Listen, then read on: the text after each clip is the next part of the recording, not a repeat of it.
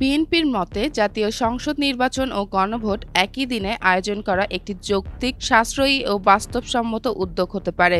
দলটির ধারণা, গণভোট আয়োজনের প্রস্তুতি প্রায় জাতীয় নির্বাচনের মতোই ব্যাপক এবং একই ধরনের প্রশাসনিক কাঠামো প্রয়োজন হয়। ফলে জাতীয় নির্বাচনের আগে বা পরে আলাদা করে গণভোট আয়োজন করা সময় সাপেক্ষ ও ব্যয়বহুল হবে।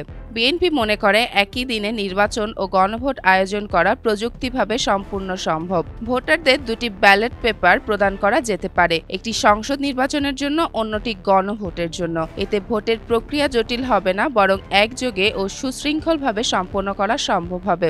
একই ক্ষেত্রে অতিরিক্ত প্রস্তুতিরও প্রয়োজন নেই, শুধু অতিরিক্ত ব্যালট পেপার ছাপানো এবং ভোট কেন্দ্রে কিছু অতিরিক্ত বুথ সংযোজন করলেই যথেষ্ট।